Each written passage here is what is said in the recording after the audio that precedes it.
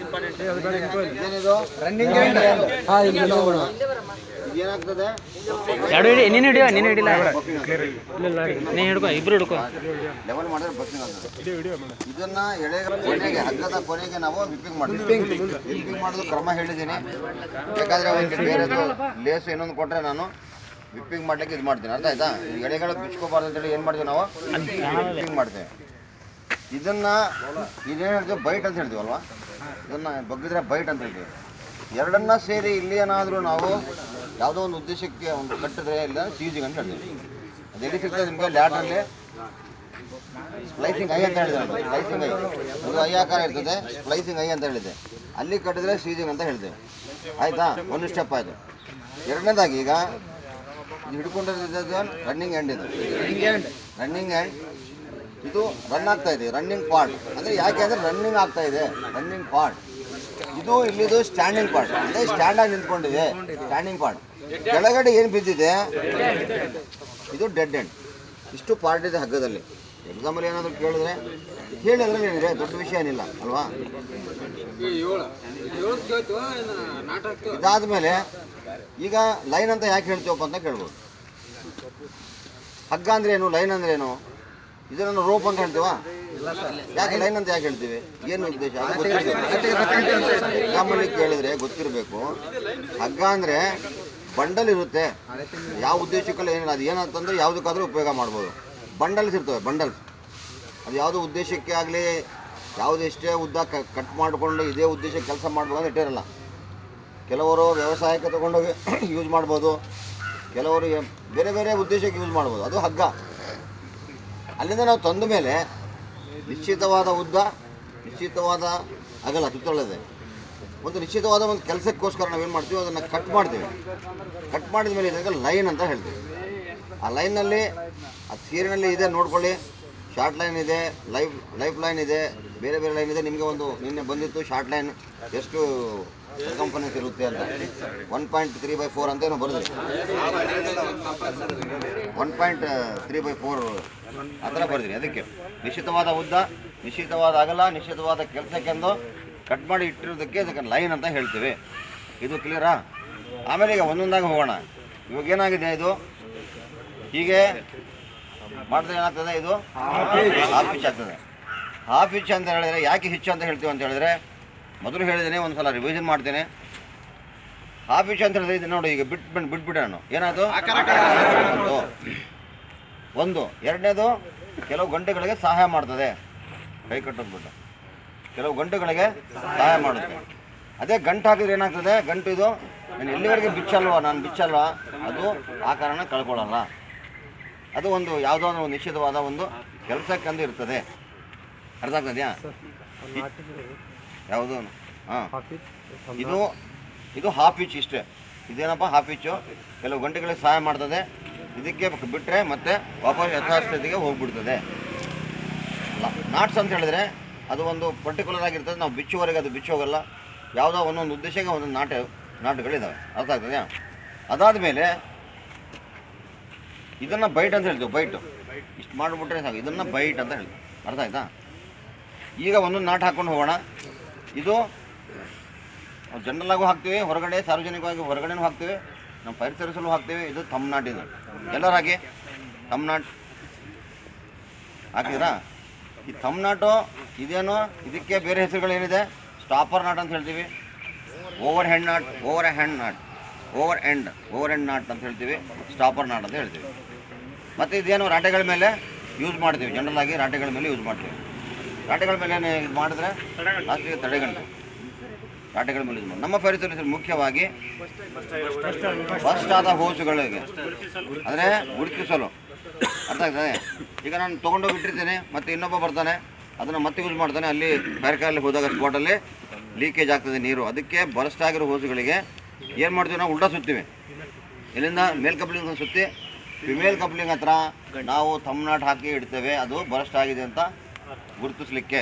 ಅರ್ಥ ಆಗ್ತದೆ? ಇದು ಇಂಪಾರ್ಟೆಂಟ್. ತಮ್ ನಾಟ್ ಆದ ನಂತರ ನೆಕ್ಸ್ಟ್ ಬರೋದು ಫಿಗರ್ ಆಫ್ 8. ಈಗ ಇಟ್ಕೊಳ್ಳಿ, 1 ಟರ್ನ್ 2 ಟರ್ನ್ ಒಳಗಡೆ ಹಾಕಿದರೆ ಅದೇ ಫಿಗರ್ ಆಫ್ 8 ಆಗುತ್ತೆ. Figure of 8 is better than ತಮ್ ನಾಟ್. ಫಿಗರ್ ಆಫ್ ಏಟ್ ತಮ್ನಾಟ್ಗಿಂತ ಉತ್ತಮವಾದ ಗಂಟು, ಬೆಟರ್ ದನ್ ತಮ್ನಾಟ್. ಇದು ಅಷ್ಟೇ, ಇದು ಸ್ಟಾಪರ್ ನಾಟ್, ಇದು ಓವರ್ ಹೆಡ್ ನಾಟ್, ಇದು ರಾಟೆಗಳ ಮೇಲೆ ಹಾಕಿದ್ರೆ ಯೂಸ್ ಮಾಡ್ಬೋದು. ಮತ್ತು ಫೈರ್ ಸರ್ವಿಸಲ್ಲಿ ಇದು ಯಾವುದೇ ಉಪಯೋಗ ಇಲ್ಲ. ಅರ್ಥ ಆಗ್ತದೆಯಾ? ಫೈರ್ ಸರ್ವಿಸಲ್ಲಿ ಪರ್ಟಿಕ್ಯುಲರ್ ಉಪಯೋಗ ಇದೆಯಾ? ನಿಮ್ಮ ಇದರಲ್ಲಿ ಕೈಪಿಡಿ ಕೊಟ್ಟಿದ್ದಾರೆ ಏನಾದರೂ? ಇಲ್ಲ. ಇಷ್ಟೇ ಕೆಲಸ. ಇದಾದ ಮೇಲೆ ಯಾವುದಕ್ಕೆ ಹೋಗೋಣ? ಒಂದೊಂದು ನಾಟು ಇನ್ನು ಯಾವುದಕ್ಕೆ ಹೋಗ್ತೀರಾ? ಕ್ಲೋಹಿಸ್ಗೆ ಬರ್ತೀರಾ? ಕ್ಲೋಹಿಸ್ಗೆ ಯಾವಾಗಾದ್ರೂ ಎಕ್ಸಾಮಲ್ಲಿ ನಿಮಗೆ ಹೇಳಿದ್ರೆ ನೋಡಿ, ಯಾವುದೋ ಒಂದು ರೀತಿ ನೀವು ಹಿಡ್ಕೊಳ್ಳುವಾಗಲೇ ಎಕ್ಸಾಮರಿಗೆ ಗೊತ್ತಾಗುತ್ತೆ.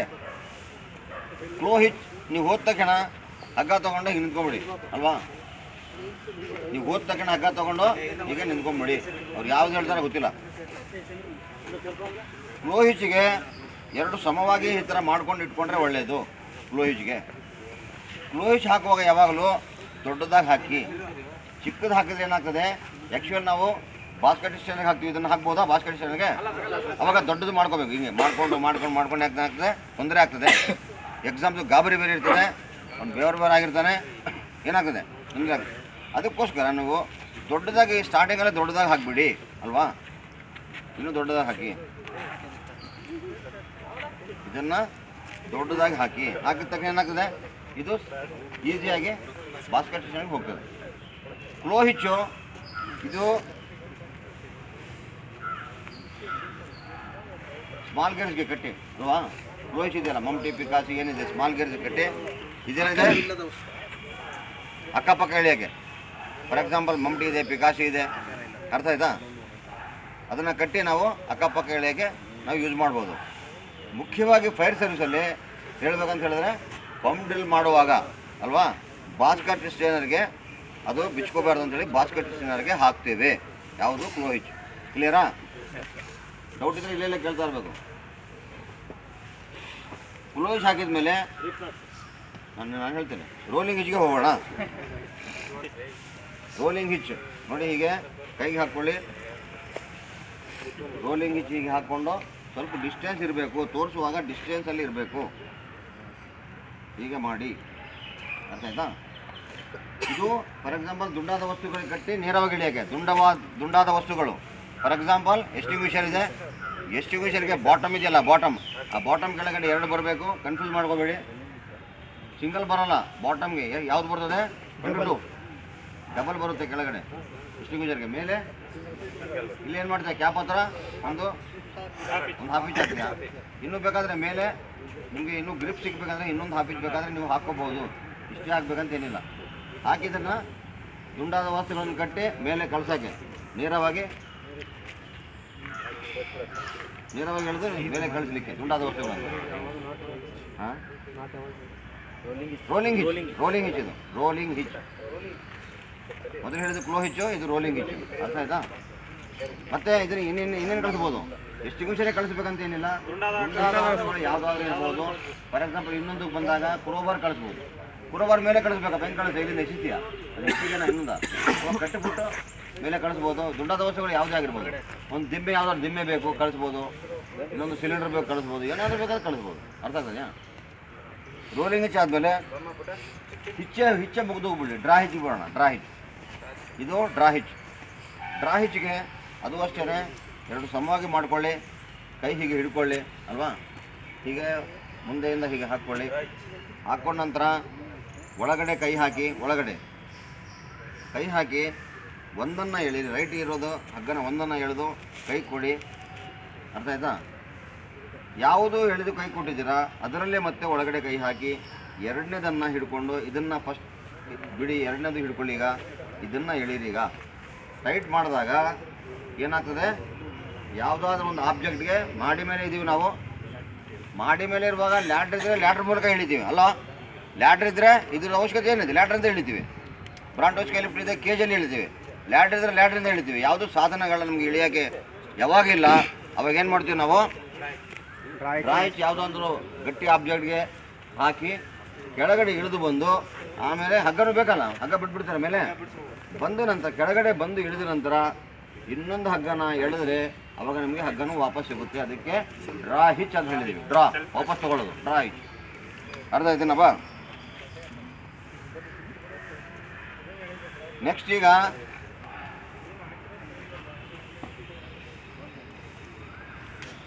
ಎರಡು ರನ್ನಿಂಗ್ ಹ್ಯಾಂಡ್ ಹಿಡ್ಕೊಳ್ಳಿ. ಈಗ ನಾನು ಸಿಂಗಲ್ ಶೀಟ್ ಬೆಂಡ್ ಡಬಲ್ ಶೀಟಿಗೆ ಬಂದು ಬರ್ತಾ ಇದ್ದೀನಿ, ಅರ್ಥ ಆಯ್ತಾ?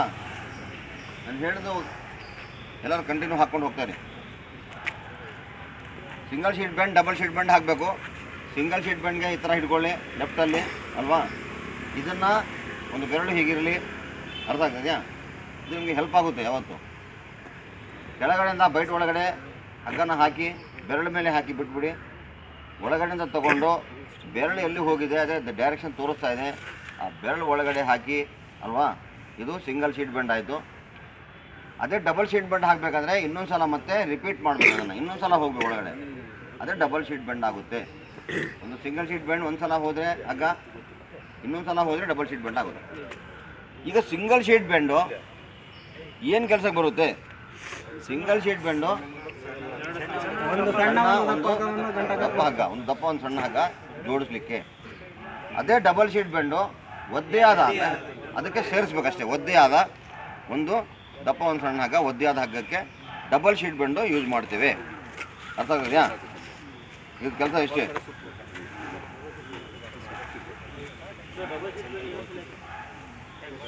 ಇಲ್ಲ ಎರಡು ನೋಡಪ್ಪ, ಇದು ಇದೆಯಲ್ಲ ಒಳಗಡೆಯಿಂದ ಹಾಕಿದ್ಯಾ, ಬೆರಳು ಮೇಲೆ ಹಾಕಿದೆ, ಬೆರಳು ಎಲ್ಲೂ ಹೋಗಿದೆ, ಬೆರಳು ಒಳಗಡೆ ತೋರಿಸಿದ್ಯಾ, ಸಿಂಗಲ್ ಶೀಟ್ ಬೆಂಡ್ ಆಯಿತು. ಡಬಲ್ ಶೀಟ್ ಬಂದರೆ ಮತ್ತೆ ಇನ್ನೊಂದು ಸಲ ಡಬಲ್ ತೊಗೋಬೇಕು, ಇನ್ನೊಂದು ಸಲ ತೊಗೋಬೇಕು ಒಳಗಡೆ ಅಗೇನ್, ಅಷ್ಟೇ ಡಬಲ್ ಶೀಟ್ ಬೆಂಡ್ ಆಯಿತು. ಎಕ್ಸಾಮರ್ಗೆ ನೀವು ಆಕಾರ ತೋರಿಸ್ಬೋದು, ಈ ಥರ ಇರಬೇಕು, ಅವಾಗ ಅವನು ಎಸ್ ಅಂತ ಹೇಳ್ತಾರೆ. ಈಗ ನೀವು ಯಾವ ಥರ ಹಾಕಿ ಎಳೆಯುವಾಗ ಹೆಚ್ಚು ಕಡಿಮೆ ಮಾಡಿ ಆಕಾರ ಇಲ್ಲ ಅಂದರೆ ತಪ್ಪು ಅಂತ ಹೇಳ್ಬಿಡ್ತಾರೆ ಅವರು. ಯಾಕಂದರೆ ಆಕಾರ ಸರಿ ಇರಬೇಕು, ಆಯಿತಾ? ಈಗ ರೀಫ್ ನಾಟ್ ಬಿಚ್ಚಿ ಬೇಗ ಬಿಚ್ಚಬೇಕು, ಬರ್ತಾ ಇರ್ಬೇಕು ಬೇಗ. ರೀಫ್ ನಾಟ್ ಈಗ left over right, again left over right ಏನಾಗ್ತದೆ? Left over right carrick bend ಆಗ್ತದೆ. ಲೆಫ್ಟ್ ಓವರ್ ರೈಟ್ ಸೇಮ್ ಜ್ಞಾಪಕ ಇಟ್ಕೊಳ್ಳಿ. ಯಾಕಂದರೆ ಸರ್ವಿಸ್ ಇರೋರ್ಗೆ ಬೇಕಾಗುತ್ತದೆ. ಈಗ ಈ ಸ್ಟೇಷನ್ಗೆ ಹೋದ್ಮೇಲೆ 1 ವರ್ಷ 2 ವರ್ಷ ಪ್ರಾಕ್ಟೀಸ್ ಮಾಡಲ್ಲ, ಯಾವಾಗಲೂ ಒಂದು ಸಲ ಅವಶ್ಯಕತೆ ಬರುತ್ತೆ. ಬಂದಾಗ ನಿಮ್ಮ ಮೈಂಡಲ್ಲಿ ಪರ್ಫೆಕ್ಟಾಗಿ ಕೂತ್ಕೊಂಡಿರಬೇಕು. Left over right carrick bend, ಇದು ಫಸ್ಟ್ ತಿಳ್ಕೊಳ್ಳಿ. Left over right same, left over right plus ಮತ್ತೆ ಅಗೇನ್ ಲೆಫ್ಟ್ ಓವರ್ ರೈಟ್, ಇದು ಕ್ಯಾರಿಗೆ ಬೆಂಡ್ ಆಗ್ತದೆ. ಕ್ಯಾರಿಗೆ ಬೆಂಡ್ದು ಫೈರ್ ಸರ್ವಿಸಲ್ಲಿ ಯಾವುದೇ ಒಂದು ಮುಖ್ಯವಾದ ಯಾವುದೋ ಒಂದು ಉಪಯೋಗ ಇಲ್ಲ. ಆದರೆ ಈ ರಾಟೆಗಳ ಮೇಲೆ ಏನಕ್ಕೆ ಚೇನ್ ಇರ್ತಾ ಇದೆ, ರಾಟೆಗಳ ಮೇಲೆ ಈಸಿಯಾಗಿ ಜಾರುತ್ತೆ ಅಷ್ಟೇ ಕ್ಯಾರಿಗೆ ಬೆಂಡ್. ಈಗ left over right carrick bend ಆಯಿತು. Left over right over left, ಇದು ರೀಫ್ ನಾಟ್.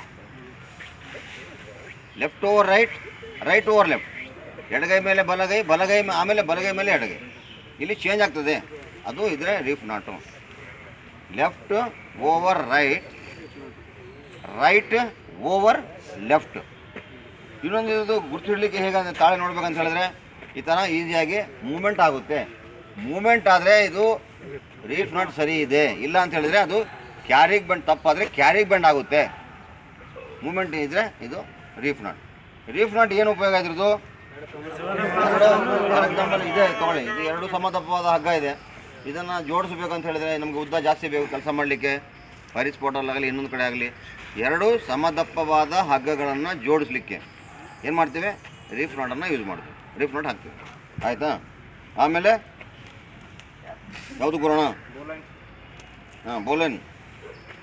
ಬೋಲೈನ್ ನಿಮಗೆ ಹೊರಗಡೆ ಹಾಕಲಿಕ್ಕೂ ಬರಬೇಕು, ಸೊಂಟಕ್ಕೆ ಹಾಕಲಿಕ್ಕೆ ಬರಬೇಕು. ಹೆಚ್ಚು ಕಡಿಮೆ ನನಗೆ ತಿಳಿದ್ರ ಮಟ್ಟಿಗೆ ಸೊಂಟಕ್ಕೆ ಹಾಕೋದೇ ಜಾಸ್ತಿ, ನಾವು ಅದು ಹಾಕೋದೇ. ಮತ್ತು ಬೋಲೈನ್ನ ನಾವು ಸೆಲ್ಫ್ ರೆಸ್ಕ್ಯೂ ನಾಟ್ ಅಂತ ಹೇಳ್ತೀವಿ. ಸೆಲ್ಫ್ ರೆಸ್ಕ್ಯೂ ನನಗೋಸ್ಕರ, ಸ್ವಂತ ಆತ್ಮರಕ್ಷಣೆಗಂಟು ಸೆಲ್ಫ್ ರೆಸ್ಕ್ಯೂ ನಾಟ್ ಅಂದರೆ ಸೆಲ್ಫ್ ನನಗೋಸ್ಕರ. ಆ್ಯಕ್ಚುಲಿ ಇದು ಹೊರಗಡೆನೂ ಹಾಕಲಿಕ್ಕೆ ಬರಬೇಕು, ಸೊಂಟಕ್ಕೆ ಹಾಕಲಿಕ್ಕೂ ಬರಬೇಕು. ಇದು ಬೋಲೈನ್ ಸೊಂಟಕ್ಕೆ ಹಾಕಲಿಕ್ಕೆ ಸೊಂಟಕ್ಕೆ ಹಾಕ್ಕೋಬೇಕು. ನಿಮ್ಗೆ ಬಂದಿಲ್ಲ ಅಂತ ಹೇಳಿದ್ರೆ ಹೀಗೆ ತಿರುಗಿಸ್ಕೋಬೇಕು, ಹೀಗೆ ಟರ್ನ್ ಮಾಡ್ಕೋಬೇಕು. ಬಂದಿಲ್ಲ ಅಂದರೆ ಒಂದು ಹಾಫ್ ಇಂಚ್ ಹಾಕ್ಕೊಳ್ಳಿ, ಈ ಥರ ಇಟ್ಕೊಳ್ಳಿ. ಇದನ್ನು ಕೆಳಗಡೆ ತೊಗೊಳ್ಳಿ, ಬೆರಳಿಂದ ಕೆಳಗಡೆ ತೊಗೊಳ್ಳಿ, ಒಳಗಡೆ ಆ ಸರ್ಕಲ್ ಒಳಗಡೆ ತೋರಿಸಿ ಈಗ ಟೈಟ್ ಮಾಡ್ಕೊಳ್ಳಿ. ಇದೆ ಬೋಲೈನ್. ಬೋಲೈನ್ನ ಎಲ್ಲಿ ಯೂಸ್ ಮಾಡ್ತೀವಿ ನಾವು? ಹೊಗೆ ತುಂಬಿದ ಕೊಠಡಿಗಳಲ್ಲಿ, ವಿಷಾನೆಲ್ಲ ತುಂಬಿದ ಕೊಠಡಿಗಳಲ್ಲಿ ಒಳಗಡೆ ಹೋಗುವಾಗ ಯಾರು ಪ್ರವೇಶ ಮಾಡ್ತಾನೆ ಒಳಗಡೆ ಅವನು ತನ್ನ ಸೊಂಟಕ್ಕೆ ಹಾಕಿ ಮತ್ತು ಹಗ್ಗನ ಹೊರಗಡೆ ಇರೋ ಕೊಟ್ಟು ಹೋಗ್ತಾನೆ. ಏನಾದರೂ ಒಳಗಡೆ ಡೇಂಜರ್ ಇದ್ದರೆ ಮಾಡಿದರೆ ಏನು ಮಾಡ್ತಾನೆ? ಹಗ್ಗನ ಎಳಿತಾನೆ ಹೀಗೆ. ಆವಾಗ ತಿಳ್ಕೊಬೇಕು ಏನೋ ಒಳಗಡೆ ತೊಂದರೆ ಇದೆ, ಬೇಗ ಹೋಗಿ ರೆಸ್ಕ್ಯೂ ಮಾಡೋಣ, ಹೋಗಿ ನೋಡೋಣ ಅನ್ನೋದು ಹೊರಗಡೆ ಇರೋರಿಗೆ ತಿಳ್ಕೊಂಡು ಹೋಗಬೇಕು. ಇಲ್ಲಾಂದರೆ ಅಂಡರ್ಸ್ಟ್ಯಾಂಡಿಂಗ್ ಇರಬೇಕು. ಒಂದು ಹೊಡೆದ್ರೆ ಏನು ತೊಂದರೆ ಇಲ್ಲ, 2 ಹೊಡೆದ್ರೆ ಏನೋ ತೊಗೊಂಬನ್ನಿ, ಇಲ್ಲ ಬನ್ನಿ ಅಂತ, 3 ಹೊಡೆದ್ರೆ ಡೇಂಜರಲ್ಲಿ ಇದ್ದೀನಿ. ಅದು ನಿಮ್ಮ ಮ್ಯೂಚುವಲ್ ಅಂಡರ್ಸ್ಟ್ಯಾಂಡಿಂಗ್ ನೀವು ಅದು ಮಾಡ್ಕೋಬೇಕು. ಆಯ್ತಾ? ಬೋಲೈನ್ ಇದು.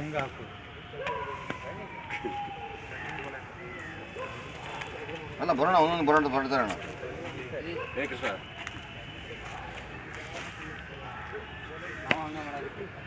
ಹ್ಞೂ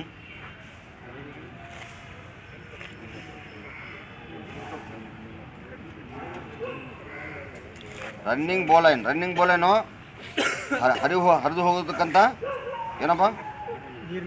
ಹರಿದು ಹೋಗೋದಕ್ಕಂತ ಏನಾದರೂ ಮರದ ದಿಮ್ಮೆ ಇರ್ಬೋದು ಮತ್ತು ಪ್ರಾಣಿಗಳಿರ್ಬೋದು, ಇನ್ನೊಂದಿರ್ಬೋದು. ಅದಕ್ಕೆ ಹಾಕಿ ಏನು ಮಾಡ್ತೀವಿ ನಾವು? ಇದನ್ನು ಹಾಕಿದ್ರೆ ಅವನೇ ಹೇಳ್ಕೊಂಡ್ರೆ ಬರ್ತದೆ. ಅರ್ಥ ಆಗ್ತಿದೆಯಾ? ರನ್ನಿಂಗ್ ಬೋಲೈನ್ ಹರಿದು ಹೋಗೋದಕ್ಕಂತ ನೀರಲ್ಲಿ ಮರದ ದಿಮ್ಮೆ ಆಗಿರ್ಬೋದು, ಪ್ರಾಣಿಗಳಾಗಿರ್ಬೋದು, ಏನಾದರೂ ಒಂದು ರೆಸ್ಕ್ಯೂ ಮಾಡ್ಬೇಕಂತ ಇರ್ತದೆ. ಅವಾಗ ಇದು ಬೋಲೈನ್, ರನ್ನಿಂಗ್ ಬೋಲೈನ್ ಹಾಕಿ ಎತ್ತಿದ್ರೆ ಆಮೇಲೆ ಎಳೆದಾಗ ಏನಾಗ್ತದೆ? ಟೈಟ್ ಆಗ್ತದೆ. ಅವಾಗ ನಾವು ಎಳ್ಕೊಬೋದು. ರನ್ನಿಂಗ್ ಬೋಲೈನ್. ಈಗ ಮುಖ್ಯವಾಗಿ ಬರೋಣ. ಸೆಲ್ಫ್ ರೆಸ್ಕ್ಯೂ ನಾಟ್ ಯಾವುದು? Self rescue knot bowline, self rescue knot, ರಾಹಿ ಸೆಲ್ಫ್ ರೆಸ್ಕ್ಯೂ ನಾಟ್ ಅಷ್ಟೇ ಅಲ್ವಾ? ಈಗ ರೆಸ್ಕ್ಯೂ ನಾಟ್ ಇನ್ನೊಬ್ಬರಿಗೆ ಹೆಲ್ಪ್ ಮಾಡೋದು, ಇನ್ನೊಬ್ಬರಿಗೆ ರೆಸ್ಕ್ಯೂ ಮಾಡೋದು, ಅದು ರೆಸ್ಕ್ಯೂ ನಾಟ್ ಅಂತ ಹೇಳ್ತೀವಿ. It is not called self rescue not ಅಲ್ಲ, ಬರೀ ರೆಸ್ಕ್ಯೂ ನಾಟ್. ಇನ್ನೊಬ್ಬರಿಗೆ ರೆಸ್ಕ್ಯೂ ಮಾಡಲಿಕ್ಕೆ ಅದರಲ್ಲಿ ಮುಖ್ಯವಾಗಿ ಈಗ ಬರುತ್ತೆ ಚೇರ್ ನಾಟ್. ಇದು ಯಾಕೆ ಚೇರ್ ನಾಟ್ ಅಂತ ಹೇಳ್ತೀವಿ ಅಂತ ಹೇಳಿದ್ರೆ, ಯಾವುದಾದ್ರು ವಿಕ್ಟಿಮ್ ಇದ್ದಾನೆ, ಕ್ಯಾಜುವಾಲಿಟಿ ಏನಿದೆ ಅವನಿಗೆ ನಾವು ಚೇರಲ್ಲಿ ಕೂಡಿಸ್ದಾಗಿರುತ್ತೆ, ಚೇರಲ್ಲಿ ಕೂತ್ಕೊಂಡ ಹಾಗೆ ಇರುತ್ತೆ. ಅದಕ್ಕೋಸ್ಕರ ನಾವು ಚೇರ್ ನಾಟ್ ಅಂತ ಹೇಳ್ತೀವಿ. ಚೇರ್ ನಾಟ್ ಎಲ್ಲಿ ಯೂಸ್ ಮಾಡ್ತೀವಿ? ಸ್ಮೃತಿ ತಪ್ಪಿದವ್ರಿಗೆ ಮಹಡಿಗಳ ಮೇಲಿಂದ ಕೆಳಗಡೆ ಇಳಿಸಾಕೆ, ಸೇಫಾಗಿ ಕೆಳಗಡೆ ಇಳಿಸಲಿಕ್ಕೆ ನಾವು ಏನು ಮಾಡ್ತೀವಿ? ಚೇರ್ ನಾಟನ್ನು ಹಾಕ್ತೀವಿ. ಚೇರ್ ನಾಟ್ ಹಾಕುವಾಗ ಯಾವ ಥರ ನೀವು ಯಾವ್ದು ಹಾಕ್ತೀರ? ಕ್ಲೋಹಿಚ್ ಹಾಕ್ತಿರಲ್ಲ, ಆ ಥರ ಬರಬಾರ್ದು. ಇಲ್ಲಿ ನೋಡಿ, ಹೊರಗಡೆಯಿಂದ ಬರಬೇಕು. ಹೊರಗಡೆಯಿಂದ ಅಲ್ವಾ? ಹೊರಗಡೆಯಿಂದ ಹೀಗೆ ಬರಬೇಕು, ಹೊರಗಡೆಯಿಂದ ಬರಬೇಕು. ಅರ್ಥ ಆಗ್ತದೆ? ಬಲಗೈ ನನ್ನ ಕಡೆ ನೋಡಿ, ಬಲಗೈ ಈ ಥರ ಹೊರಗಡೆಯಿಂದ ಬರಬೇಕು. ಇದನ್ನು ಈ ಥರ ಹೇಳ್ಕೊಂಡು ಒಂದು ಸ್ಲಿಂಗ್ ಚಿಕ್ಕದಿರ್ಬೇಕಂತ ಹೇಳಿದ್ರೆ ನಾವೇನು ಮಾಡಬೇಕು? ಕೈನ ಇಷ್ಟು ಹಿಡ್ಕೋಬೇಕು. ಒಂದು ಸ್ಲಿಂಗ್ ಚಿಕ್ಕದು, ಒಂದು ಸ್ಲಿಂಗ್ ದೊಡ್ಡದು. ಈ ಥರ ಇದು ದೊಡ್ಡದು ಮಾಡಬೇಕು. ಒಂದು ಸ್ಲಿಂಗ್ ಚಿಕ್ಕದು, ಒಂದು ಸ್ಲಿಂಗ್ ದೊಡ್ಡದು ಮಾಡಿ ಇಲ್ಲಿ ಒಂದು ½ ಇಂಚ್, ಮತ್ತು ರೈಟಿಗೆ ಒಂದು ½ ಇಂಚ್, ಲೆಫ್ಟಿಗೆ ಒಂದು ½ ಇಂಚ್. ರೈಟಿಗೆ ಒಂದು ½ ಇಂಚ್, ಲೆಫ್ಟಿಗೆ ಒಂದು ½ ಇಂಚ್ ಆಯಿತು. ಚೇರ್ ನಾಟ್ ಆಯಿತು. ಇದು ಒಂದು ಬಾಯಿ ಬೇಗ ಮಾಡಿ.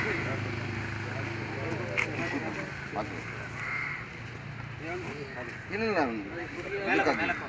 ಶೋಲ್ಡರ್ ಹಾಕಪ್ಪ, ಕಾಲಿಗೆ ಒಂದು ಇಬ್ಬರು ಬರ್ರಿ. ಇಲ್ಲಿ 18 ಬರ್ರಿ, ಇಲ್ಲ 18 ಬರಲಿ. ಎತ್ತಿ ಇದು ಎತ್ತಿ ಬೆಲ್ಲ ಎತ್ತಿ. ಇದೆಯಾ ಚೇರ್ ನಾಟು? ಸ್ವಲ್ಪ ತೊಗೊಳ್ಳಿ. ಹಾಂ ಎತ್ತಪ್ಪ, ಸ್ವಲ್ಪ ಎತ್ತು, ಸ್ವಲ್ಪ ಮುಂದೆ 2 ನಿಮಿಷ ಆಯ್ತು. ಏನಾಗಲ್ಲ, ಆಯ್ತಾ? ಬಿಡಿ ಬಿಡಿ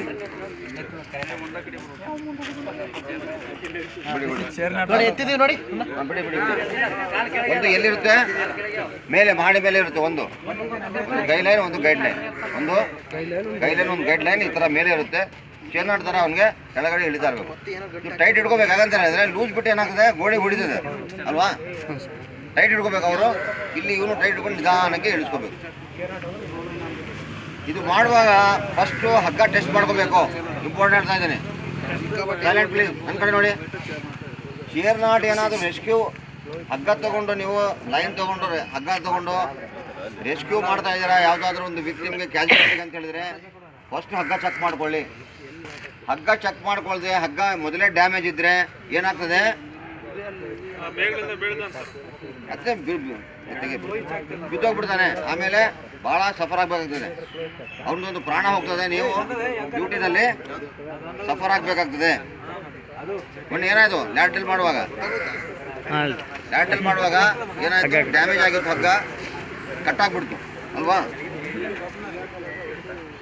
ಪ್ರತಿಯೊಂದು ಸಲ ನೀವು ಏನಾದರೂ ಸ್ಪಾಟಲ್ಲಿ ನಿಮ್ಮ ವೆಹಿಕಲಲ್ಲಿ ಹಗ್ಗ ಇಟ್ಟಿರ್ತೇವೆ, ನಾವು ವೆಹಿಕಲಲ್ಲಿ ಹಗ್ಗ ಇಟ್ಟಿರ್ತೇವೆ, ಏನಾಗ್ತದೆ, ಏನಾದರೂ ನೀರಲ್ಲಿ ನೆಂದಿರ್ಬೋದು, ಸರಿಯಾಗಿ ಒಣಗಿಸಿದ ಹಾಗೆ ಇಟ್ಟರೆ ಏನಾಗ್ತದೆ, ತನ್ನಷ್ಟಂತ ಕಳ್ಕೊಳ್ಳುತ್ತೆ, ಡ್ಯಾಮೇಜ್ ಇರುತ್ತೆ. ನಾವೇನು ಮಾಡ್ತೀವಿ, ಹಗ್ಗ ಇಷ್ಟು ದಪ್ಪ ಇದೆ, ಅರ್ಧ ಸಾಪ್ ಹೋಗ್ಬಿಟ್ಟು ಏನು ಮಾಡ್ತಾನೆ, ಹಗ್ಗ ಭಾಳ ದಪ್ಪ ಇದೆ, ಭಾಳ ಗಟ್ಟಿ ಇರ್ತದೆ, ಇಬ್ರಾಹಿಮ ಮೇಲೆ ತಿಳಿಸ್ಬಿಡ್ತಾನೆ, ಅದು ಡ್ಯಾಮೇಜ್ ಆಗಿರ್ತದೆ, ನಮಗೆ ಗೊತ್ತಿರಲ್ಲ.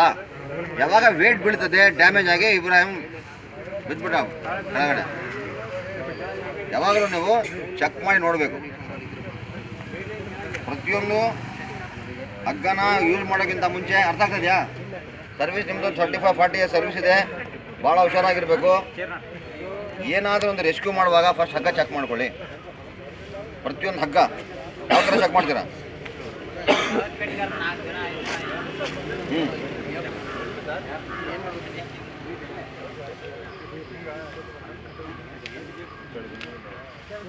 ಅದು ಬೇರೆ ಕಡೆ ಬರ್ತದೆ ವಿಷಯ, ಅದು ಆಮೇಲೆ ನೋಡೋಣ. ಟೆಸ್ಟಿಂಗ್ ಅದು ಭಾಳಷ್ಟಿದೆ, ಲ್ಯಾಡರ್ ಟೆಸ್ಟ್, ಪ್ರತಿಯೊಂದು ಟೆಸ್ಟಿಂಗ್ ಇದೆ. ಅದು ಆ ಕಡೆ ನಾನು ಕ್ಲಾಸಿಗೆ ಹೋಗ್ತಾ ಇಲ್ಲ, ಎಲ್ಲ ಟೆಸ್ಟ್ ಇದೆ, ಪಂಪ್ ಟೆಸ್ಟ್, ಲ್ಯಾಡರ್ ಟೆಸ್ಟ್, ಆಮೇಲೆ ರೋಪ್ ಟೆಸ್ಟ್ ಎಲ್ಲ ಇದೆ. ಅದು ಟೆಸ್ಟ್ ಮಾಡೋದು ಕ್ರಮಗಳೇ ಬೇರೆ ಇದ್ದಾವೆ. ಆ ಕಡೆ ನಾನು ಹೋಗ್ತಾ ಇಲ್ಲ, ನಾಟ್ಸ್ ಆ್ಯಂಡ್ ಲೈನ್ಸ್ ನಾನು ಮಾಡ್ತೇನೆ, ಕ್ಲಾಸ್ ಮಾಡ್ತೇನೆ ನಾನು ನಾಟ್ಸ್ ಆ್ಯಂಡ್ ಲೈನ್ಸ್. ಈಗ ಚೇರ್ ನಾಟ್ ಆಯಿತು, ಅದು ರೆಸ್ಕ್ಯೂ ನಾಟ್. ಇನ್ನೊಂದು, ಈಗ ನಾವು ಬೋಲೈನ್ ಅಂತ ಬೈಟ್ ಹಾಕಬೇಕು. ಬೋಲೈನ್ ಅಂತ ಬೈಟ್ ಹಾಕ್ಬೇಕಂತ ಹೇಳಿದ್ರೆ ಹಗ್ಗನ ಸಮವಾಗಿ ಫಸ್ಟ್ ನಾವು ಏನು ಮಾಡಬೇಕು, ಹಗ್ಗನ ಸಮವಾಗಿ ಫಸ್ಟ್ ಜೋಡಿಸ್ಕೋಬೇಕು, ಹಗ್ಗನ ಸಮವಾಗಿ ತೊಗೋಬೇಕು. ತೊಗೊಂಡ ನಂತರ ಬೋಲೈನ್ ಆನ್ ದಿ ಬೈಟ್ ಇದೆ, ಯಾವ ನಟು ಬೋಲೈನ್ ಆನ್ ದ ಬೈಟ್. ಅದೇ ಮಾಮೂಲಿ ಹಾಫ್ ಇಂಚ್ ಹಾಕಿ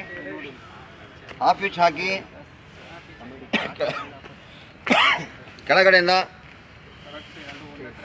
ಹಾಫ್ ಇಂಚ್ ಹಾಕಿದ್ರಾ, ಹಾಫ್ ಇಂಚ್ ಹಾಕಿದ ನಂತರ ಕೆಳಗಡೆಯಿಂದ ಇದನ್ನು ಸರ್ಕಲ್ ಒಳಗಡೆ ತೊಗೊಂಡು ನಿಮ್ಮ ಕಡೆ ಬಿಟ್ಕೊಳ್ಳಿ, ಆಯಿತಾ.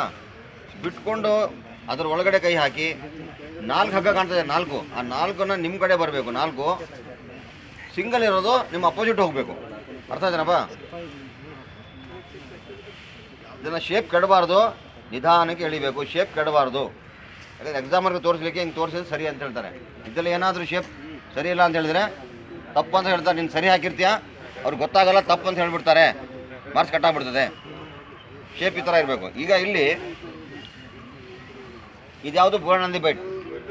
Bold on the bight is better than chair knot ಅಂತ ಹೇಳ್ಬೋದು ನಾವು. ಬೋಲ್ಡ್ ಆನ್ ದಿ ಬೈಟ್ ಇದೆ ಬೆಟರ್ ದ್ಯಾನ್ ಚೇರ್ ನಾಟ್. ಇದು ಸಹ ಚೇರ್ ನಾಟ್ ಥರ ನಾವು ಯೂಸ್ ಮಾಡ್ಬೋದು. ಇದ್ರ ಮುಖ್ಯವಾದ ಹೆಸರೇನು, bowline on the bight. Confuse ಮಾಡ್ಕೋಬಾರ್ದು. ಮುಖ್ಯವಾದ ಹೆಸರು ಬೋಲೈನ್ ಆನ್ ದಿ ಬೈಟ್. ಇದನ್ನು ಚೇರ್ ನಾಟ್ ಥರ ಯೂಸ್ ಮಾಡಬಹುದು. ಚೇರ್ ನಾಟ್ ಥರ ಯೂಸ್ ಮಾಡಬೇಕಂತ ಹೇಳಿದ್ರೆ ಒಂದು ಸ್ಲಿಂಗ್ ಚಿಕ್ಕದು ಮಾಡ್ಕೋಬೇಕು, ಒಂದು ಸ್ಲಿಂಗ್ ಇಲ್ಲಿ ದೊಡ್ಡದು ಮಾಡ್ಕೋಬೇಕು.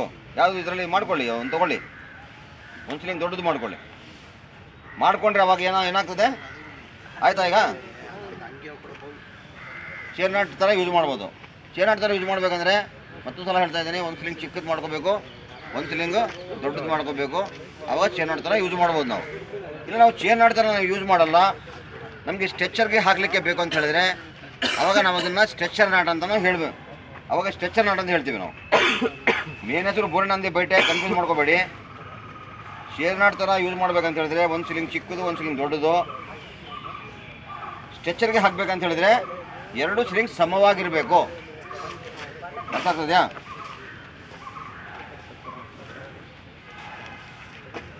ಸ್ಟ್ರೆಚ್ಚರ್ಗೆ ಹಾಕಬೇಕಂತ ಹೇಳಿದ್ರೆ ದೊಡ್ಡದು ಹಾಕ್ಕೊಳ್ಳಿ, ಅವಾಗೇನು ಚಿಕ್ಕದು ದೊಡ್ಡದು ಮಾಡೋದು ಅವಶ್ಯಕತೆ ಇಲ್ಲ. 2 ಸ್ಲಿಂಗ್ ಸಮವಾಗಿರಬೇಕು, ಆವಾಗ ಸ್ಟ್ರೆಚ್ಚರ್ ನಾಟ್ ಥರ ಯೂಸ್ ಮಾಡ್ಬೋದು.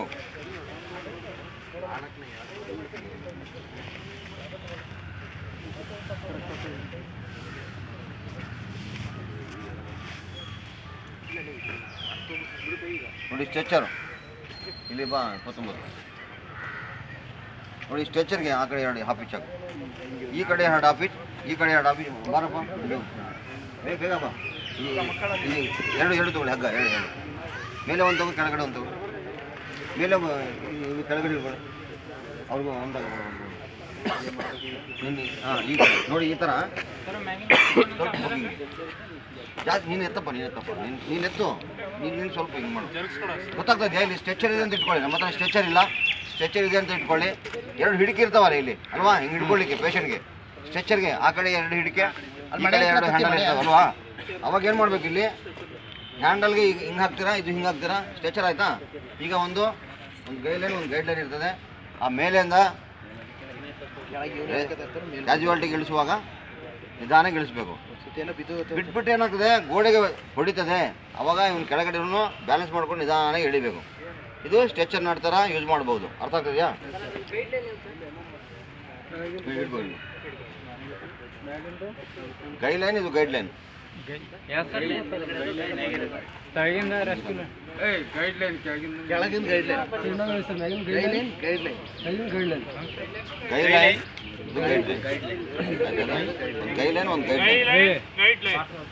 ಆಯ್ತಾ? ಬೋರ್ಡ್ ಬಡ್ದು ಎರಡು ಥರ ಕೆಲಸ ಇದೆ. ಚೇರ್ ಥರ ಯೂಸ್ ಮಾಡಬೇಕು, ಸ್ಟ್ರೆಚರ್ ಥರ ಯೂಸ್ ಮಾಡ್ಬೋದು. ಸ್ಟ್ರೆಚರ್ ಅಂತಾನೆ ಇದನ್ನ ಹೇಳ್ಬೋದು. ಸ್ಟ್ರೆಚರ್ ಥರ ಹೇಳ್ಬೋದು ಅಂತ ಹೇಳಿದ್ರೆ ನೀವು ಡೈರೆಕ್ಟಾಗಿ ಸ್ಟ್ರೆಚರ್ ಅಂತ ಹೇಳ್ಬಾರ್ದು. ಬೋರ್ಡ್ ಬಟನ್ನ ಹೇಳಬೇಕು. ಸ್ಟ್ರೆಚರ್ಗೆ ಹಾಕಪ್ಪ ಅಂತ ಹೇಳಿದ್ರೆ ಅವಾಗ ಅದನ್ನು ಎಕ್ಸ್ಪ್ಲೇನ್ ಮಾಡಬೇಕು. ಆಯಿತಾ?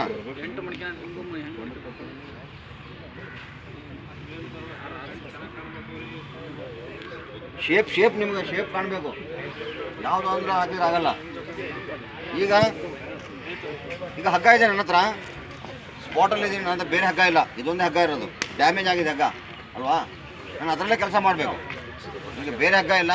ಬೇರೆ ಹಗ್ಗ ಇದ್ದರೆ ಡ್ಯಾಮೇಜ್ ಆಗಿರೋದು ಬಿಟ್ಟು ಬೇರೆ ಹಗ್ಗ ಒಳ್ಳೇದಿದೆ ತೊಗೊಳ್ತೀವಿ ನಾವು. ಒಂದೇ ಹಗ್ಗ ಇದೆ, ನಾನು ಡ್ಯಾಮೇಜ್ ಆಗಿದೆ, ಅದರಲ್ಲೇ ಕೆಲಸ ಮಾಡಬೇಕು. ಆವಾಗ ಅದನ್ನು ಯಾವ್ದು ಹಾಕ್ತೀರಾ? ಶೀಪ್ ಶಾಂಕ್ ಹಾಕ್ತೀವಿ. ಈ ಥರ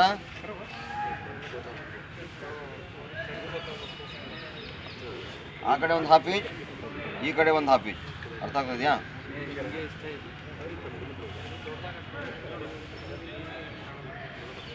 ಶೀಪ್ ಶಾಂಕ್ ಇದು. ಶೀಪ್ ಶಾಂಕ್ ಅಂದರೆ ಇದರಲ್ಲಿ ಡ್ಯಾಮೇಜ್ ಆಗಿರೋದು ಒಂದು ಕಡೆ ಬರುತ್ತೆ. ಡ್ಯಾಮೇಜ್ ಆಗಿರೋದು ಇದರಲ್ಲಿ ಬಂದಿರುತ್ತೆ. ಬಂದರೆ ಏನಾಗ್ತದೆ, ನಮಗೆ ಇಲ್ಲಿ ಗ್ರಿಪ್ ಸಿಗ್ತಾ ಇದೆ. ಗ್ರಿಪ್ಪು ಡ್ಯಾಮೇಜ್ ಆಗಿರೋದು ಇಲ್ಲಿ ಬಂದುಬಿಡುತ್ತೆ. ನಮಗೆ ಗ್ರಿಪ್ ಸಿಗ್ತಾ ಇದೆ. ಇದರಲ್ಲಿ ನಾವು ಟೆಂಪರರಿಯಾಗಿ ಕೆಲಸ ನಾವು ಮಾಡ್ಕೊಂಡು ಬರ್ಬೋದು ಸ್ಪಾಟಲ್ಲಿ. ಅಂದರೆ ಇದು ಶೀಪ್ ಶಾಂಕ್. ಅರ್ಥ ಆಯ್ತಾ? ಕೆಲವರು ಪ್ರಶ್ನೆ ಮಾಡ್ತೀರಾ, ಇದು ಬಿಚ್ಚೋಗುತ್ತೆ ಸರ್, ಅವಾಗ ನಾವು ಇದನ್ನು ಒಳಗಡೆಯಿಂದ ಸೇರಿಸ್ತೀವಿ ಅಂತ ಹೇಳಿದ್ರೆ ಸೇರಿಸ್ಬೋದು. ಅಂದರೆ ಮ್ಯಾನ್ಯುವಲ್ ಆ ಥರ ಹೇಳ್ತಾ ಇಲ್ಲ ನಮಗೆ. ಅರ್ಥ ಆಗ್ತದೆಯಾ? ಇದು ಮಾಡಿದ್ರೆ ಏನಾಗ್ತದೆ, ಗ್ರಿಪ್ ಇರ್ತದೆ ಅಲ್ವಾ, ನೀವು ಸೇರಿಸ್ಕೊಂಡ್ರೆ. ಮ್ಯಾನ್ಯುವಲ್ ನಮಗೆ ಆ ಥರ ಹೇಳ್ತಾ ಇಲ್ಲ. ಏನಿದೆ ಬರೀ ಇಷ್ಟೇ, ಆ ಕಡೆ ಒಂದು ಹಾಫ್ ಇಂಚ್, ಈ ಕಡೆ ಒಂದು ಹಾಫ್ ಇಂಚ್. ಏನು ಬಿಚ್ಚೋಗಲ್ಲ ಇದು. ಏನು ಬಿಚ್ಚೋಗ್ತಾ ಇದೆ? ಶೀಪ್ ಶಾಂಕ್ ಇದು. Sheep shank. ಶೀಪ್ ಶಾಂಕ್ ಆದ ನಂತರ ಯಾವುದಕ್ಕೆ ಹೋಗೋಣ? Cat spa. ಕ್ಯಾಟ್ ಸ್ಪಾ ಏನಿದೆ, ಯಾವ ಥರ ಕ್ಲೋ ಹಿಚ್ ಆಗ್ತಾರೆ ಅದೇ ಥರ ಒಂದು ಇನ್ವರ್ಟನ್, ಒಂದು ಔಟ್ ವಾಟನ್, ಅದನ್ನೇ ತಿರುಗಿಸಿ, ಅದನ್ನೇ ಹೆಚ್ಚಿನಾಗಿ ತಿರುಗಿಸಿದಾಗ ಏನಾಗ್ತದೆ, ಇದೇ ಕ್ಯಾಟ್ ಸ್ಪಾ ಮಾಡಿ. ಇನ್ವರ್ಟನ್ ಒಟ್ಟಲ್ಲಿ ಕ್ಯಾಟ್ ಸ್ಪಾ ಅಂತ ಯಾಕೆ ಹೇಳ್ತೀವಿ? ಬೆಕ್ಕಿನ ಕಾಲು ಥರ ಇರುತ್ತೆ ಅಂತೇಳಿ ನಾವು ಕ್ಯಾಟ್ ಸ್ಪಾ ಅಂತ ಹೇಳ್ತೀವಿ. ತಿರುಗಿಸ್ಕೊಂಡು ಹೋದಾಗ ಏನಾಗ್ತದೆ, ಎಲ್ಲಿ ಹಾಕ್ತಾರೆ ಇದನ್ನು? ಸುತ್ತಿರುವ ಹೋಸುಗಳಿಗೆ ಮೇಲೆ ನಾವು ತೊಗೊಂಡು ಹೋಗ್ಬೇಕಂತ ಹೇಳಿದ್ರೆ ಲಗ್ಸ್ಗೆ ಅಲ್ವಾ, ಇಲ್ಲಿ ಹೋಸು ಇದೆ, ಇಲ್ಲಿ ಬಟನ್.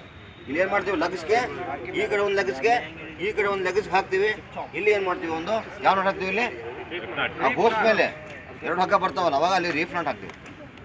ರೀಫ್ ನಾಟ್ ಹಾಕಿ ಮಾಡಿ ಮೇಲೆ ತೊಗೊಂಡು ಹೋಗ್ಲಿಕ್ಕೆ ಸುತ್ತಿರೋ ಹೋಸುಗಳನ್ನು ಮಾಡಿ ಮೇಲೆ ತೊಗೊಂಡು ಹೋಗ್ಲಿಕ್ಕಾಗಲಿ, ಕೆಳಗಡೆ ಇಳಿಸೋಕ್ಕಾಗಲಿ ನಾವು ಇದನ್ನು ಬಳಸ್ತೇವೆ.